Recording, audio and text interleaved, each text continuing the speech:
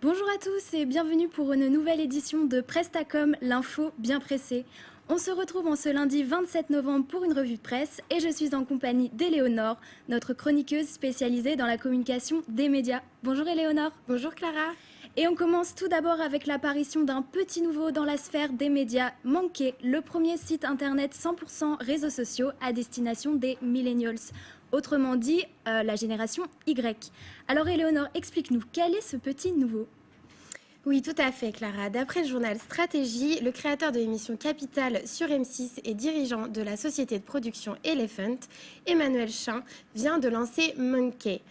Alors que les fake news sont de plus en plus présentes sur nos réseaux sociaux, ce nouveau média mise sur le décryptage des informations pour toucher les 15-35 ans pour qui les réseaux sociaux sont souvent la source principale d'informations.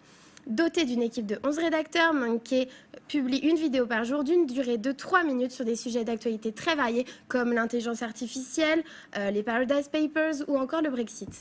Et Monkey n'en est pas sans rappeler Brut, autre média qui s'était déjà lancé sur le créneau des vidéos sur les réseaux sociaux. Exactement, c'est d'ailleurs le site d'actualité e-marketing.fr qui a fait le rapprochement.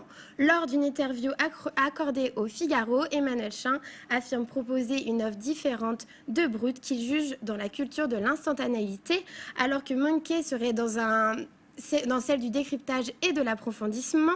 Emmanuel Chin a également précisé à l'antenne de France Inter que des vidéos sont testées en toute discrétion depuis mai-juin et ont rassemblé 10 000 fans et enregistrent déjà 2 millions de vues. Un beau succès à prévoir, donc affaire à suivre. Et on enchaîne avec le sujet de la semaine, le piratage d'Uber. Pour rappel, Uber est une entreprise américaine de mise en contact de conducteurs avec des utilisateurs qui proposent un service de transport. Et donc, lancée depuis 2009, l'entreprise connaît aujourd'hui un danger majeur, celui du piratage des données personnelles de ses usagers. Et elle n'en est pas à son premier scandale. Eh bien oui, les médias ont révélé le 22 novembre l'existence d'un piratage mondial. Uber a cherché à étouffer l'affaire de plus de 57 millions de comptes durant l'année 2007, fraude qui a été malheureusement médiatisée.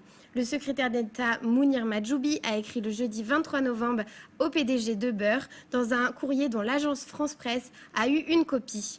Après l'annonce du piratage des données, de millions d'usagers, le secrétaire d'État a demandé des explications sur d'éventuelles victimes françaises. Suite au scandale, des criminels profitent de l'absence de communication d'Uber après ce piratage pour envoyer des faux mails de renouvellement de mots de passe et ainsi escroquer les clients crédules. À noter également qu'Uber avait déjà été mise en cause pour des affaires d'harcèlement sexuel et de voitures fantômes. Reste à savoir comment le géant du transport de particulier à particulier va se sortir de la tourmente. C'est la fin de cette édition. Merci à toi, Éléonore, pour ce décryptage de l'info. Avec plaisir. Et merci à vous. On se retrouve la semaine prochaine pour une nouvelle édition de Prestacom, la revue presse bien pressée.